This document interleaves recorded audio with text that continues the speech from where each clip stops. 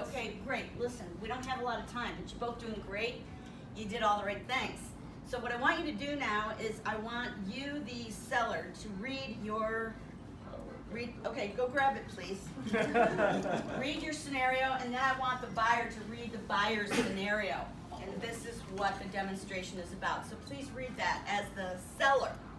I'm the seller. You and the buyer have developed a great rapport. You both love water, beach, and boating. This is your third meeting, and you're here to get the order signed. You have established that your price has been accepted and agreed to by the buyer. It's time to ask for the order. Great. Great. You've established a good rapport with the seller. You both love the water, beach, and boating. This is your third meeting. Recently, you found out your brother-in-law has gotten into the same business. He has offered you a better price. You don't want to hurt the seller's feelings or deny him it's your business, but you are torn. Therefore, you're resisting in vague terms, I'm just not ready. I want to think about it. Oops. There's just so much going on right now. Oops. If the seller asks the specific questions about price or someone else in there, you can reveal your objection. If not, Martha will end the exercise and explain. Okay. So what this is about is the difference between resistance and objections, particularly when you go into close. Okay? Resistance comes in the form of things like, and I didn't expect the comedy from these two, but they make a great team. Resistance comes in the form of, I want to think about it. I'm not sure. I'm not ready.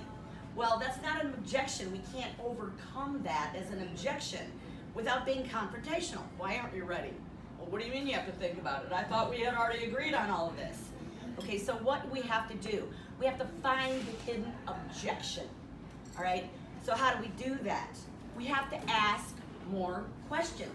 Because if you don't think so in sales, I'm here to tell you, objections are your friends. It's the best thing that can happen to you. You want objections. You want to know what is keeping you from doing business with me. And you need to be specific. So if somebody seems to be on the path and going down the road and gonna sign the order, and then suddenly you get into this meeting and there's all this resistance, guess what? Something else happened. Things changed. So as a salesperson, we can't go into a closing meeting thinking, well, they said the price was fine, so I'm sure the price is fine. How do we know that? His brother-in-law just got into the same business. His sister is pressuring him to do business with the brother-in-law. There's no way he has of knowing that. So what does he have to do? He has to go through a line of questioning. Now, believe it or not, whatever you sell, there are only 4 lines of questioning that stand between you and a sale. Please take one of these and pass them around. And what they are price, product, company, and me. If you ask the person you are trying to sign an order those specific 4 lines of questioning, you have a sale. So we talked about the price. Are you still okay with the price? Nothing's changed. You haven't had anybody else give you a quote. You're good with that? No, I'm good. Great. What about the company? You still feel pretty good about my company and their reputation, and who knows? Maybe they read a bad review about your company.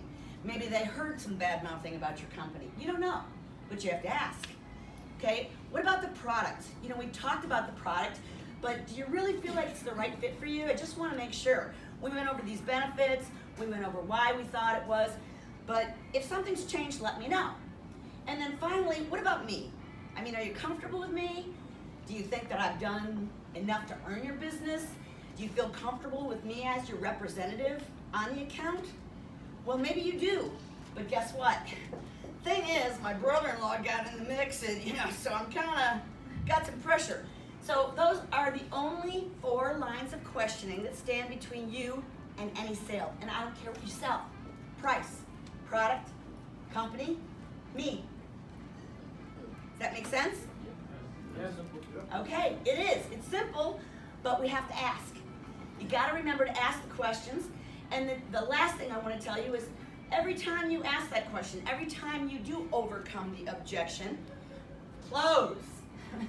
One of the biggest mistakes we make in our business is we ask the question and then we forget to close. Oh, no. No, seriously. So I say, okay, all right, you heard that my product goes up in price 15% every year, and yes, that is our standard policy, and so that's keeping you from us doing business.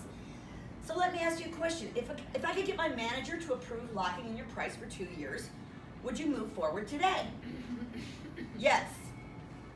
Crickets, submarine, crickets, no, that's when you say, great, sign here. So overcome and close. Don't forget to close. And don't forget to go through these 4 lines of questioning, because if all of them are a yes, you got an order. Thank you. Thank you. Woo!